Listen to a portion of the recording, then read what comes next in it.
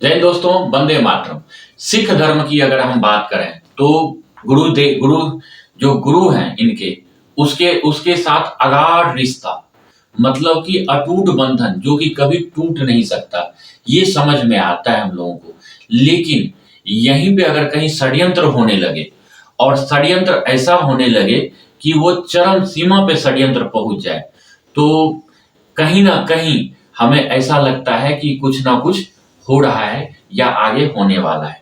जी हाँ, मैं ईसाई मिशनरियों की बात करता हूँ, जहाँ वो हिंदू समाज को पैसे के प्रलोभन दे के आदिवासियों को, दलितों को, सबको कन्वर्ट कर ही रहा था ईसाई धर्म में।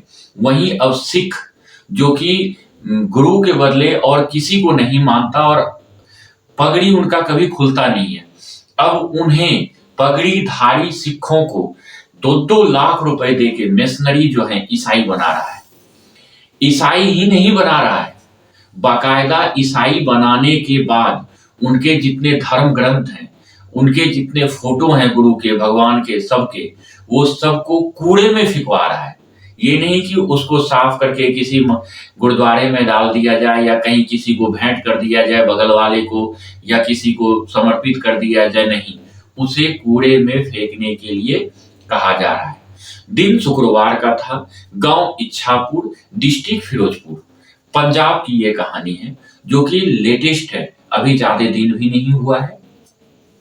उस गांव का एक गरीब सिख होता है, जिसकी एक बेटी और पत्नी रहती है। वो पैसे से इतना ज्यादा गरीब होता है, ये तो अब सिख धर्म से है, वो गरीब भी हो तो भी उनका जो धर्म है वो हिलता नहीं है, वो अडिग होता है। लेकिन फिर पता नहीं क्यों उनके द्वारा ये कहा जा रहा है कि गरीबी के कारण हमने ऐसा किया। सिख मिशनरी के, ईसाई मिशनरी के आदमी उनसे मिलता है और ये भी उनके संपर्क में जाता है। सिर्फ घर का जो मुखिया है, सिर्फ वो नहीं, हम आपको नाम उनका नहीं बताना चाहते हैं, और जो घर का मुखिया है वही नहीं, उसकी पत्नी और बेटी, सबको ये चीज मालूम होता है। सभी ईसाई मिशनरी से मिलते हैं और अपना चुपचाप, गांव में किसी को पता नहीं चलता है, और अपना धर्म परिवर्तन कर देते हैं। जबकि मिशनरी के द्वारा शायद उनको ये हिदायत दिया गया था कि आप धीरे धीरे ये क्रिश्चियन बन जाइए, गांव में किसी को बताइए नहीं, धीरे धीरे पता चलेगा तो माहौल शांत रहेगा, नहीं तो माहौल बिगड़ सकता है। स्वयं उस सरदार जी ने ऐसा किया, मिशनरी से 2 लाख रुपए लिया, लेने के बाद ईसाई धर्म अपना लिया। ईसाई धर्म अपनाने के बाद उसने क्या किया, एक बोरी के अंदर, पॉलीथीन के अंदर पूरे धर्म गुरुओं का फोटो जो है उसमें डाल दिया। डालने के बाद उसको क्या किया, कूड़ेदान में जाके फेंक दिया। लेकिन गलती उससे एक क्या हो गया, उस फोटो में जो है उसके परिवार का भी एक फोटो गलती से उसमें डल गया और उस फोटो को भी उसके साथ फेंक दिया। और जब वो पॉलीथीन जो है, वो बोरी जो है, उसमें से ऐसे बोरी रखा हुआ था कि उसमें से थोड़ा सा कोना गुरुओं का दिख रहा था फोटो का।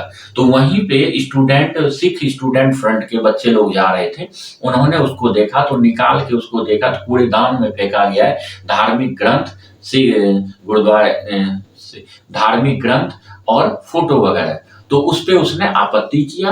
और साथ में वो फोटो देखा उस परिवार का, तो उन्होंने क्या किया, वहां के सिख कम्युनिटी है जिसका कि कर्मवीर सिंह मैन है हेड, उसको जाके बताया उसने।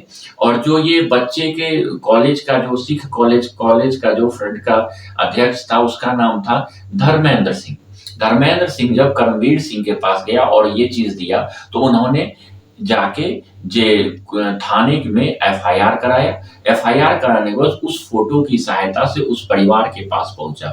उस परिवार से जब बात किया जाए, मुखिया के ऊपर पूरे गांव वाले पहुंच गए और पूरे गांव वाले ने चाहा कि वो जो घर का मुखिया है जिसने क्रिश्चियन धर्म अपनाया है, उसके ऊपर कुछ ना कुछ प्रेशर दिया जाए या उनके साथ मारपीट किया जाए। लेकिन जब तक उनसे करते, उसके आगे उसकी बीवी और बेटी आके खड़ी हो जाती है।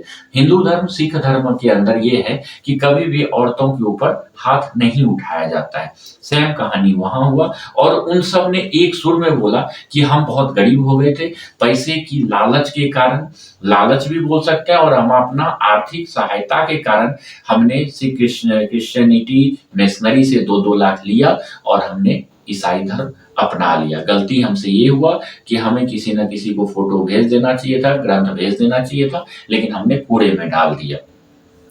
लेकिन बात यहाँ आती है, उस परिवार के विरुद्ध एफआईआर तो दर्ज हो गया। एफआईआर दर्ज होने के बाद कुछ भी उनका नहीं हो सकता, क्योंकि भारत के संविधान के हिसाब से ये कहा गया है कि आप कोई भी धर्म अपनाने के लिए, कोई भी मजहब में जाने के लिए आप स्वतंत्र हैं। आप कोई भी मत चुन सकते हैं, कोई भी धर्म चुन सकते हैं। लेकिन वहीं जो सिख कमेटी के जो अध्यक्ष हैं करमवीर सिंह, वो थाने के ऊपर दबाव ये डाल रहे हैं कि एफआईआर में परिवार के नाम के साथ साथ जिस ईसाई मिशनरी ने इनको बहकाया, इनको फुसलाया, उनके वो नाम भी एफआईआर में दिया जाए। लेकिन पुलिस का देखिए कैसा बहुत ज्यादा जालसाज है, या मिशनरी से मिला हुआ है, या मिशनरी से पैसा खाता है।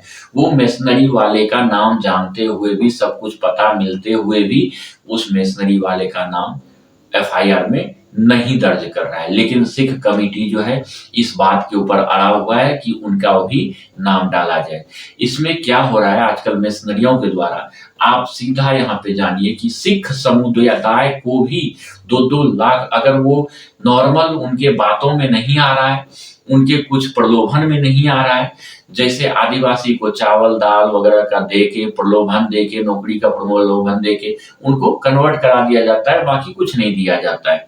लेकिन सिख समुदाय जब इससे कन्वर्ट नहीं हो रहे हैं, तो उनको गरीबी का फायदा उठा के 2-2, 3-3 लाख रुपए उनको सहायता दे के और उनका धर्म चेंज करवाया जा रहा है। अच्छा, मिशनरी लोग जो हैं, ईसाई मिशनरी लोग, सिख का जो है स्टेटस पहले देख लेते हैं, ये कितने में गिर सकता है। मतलब 50,000 रुपए की 1 लाख, 1.5 लाख, 2 लाख, 2.5 लाख, 3 लाख, वो जितना भी एक तरह से उनको देखता है, उसके परिवार का पूरा पता लगाता है कि कितना कर्जा है, कितना खर्चा है, क्या है, उस हिसाब से उसे प्रलोभन दिया जाता है, उनके साथ मीटिंग किया जाता है, पूरे परिवार को अपने संदर्भ में लाया जाता है और फिर उतना रुपए देके उसको ईसाई धर्म अपना दिया जाता है।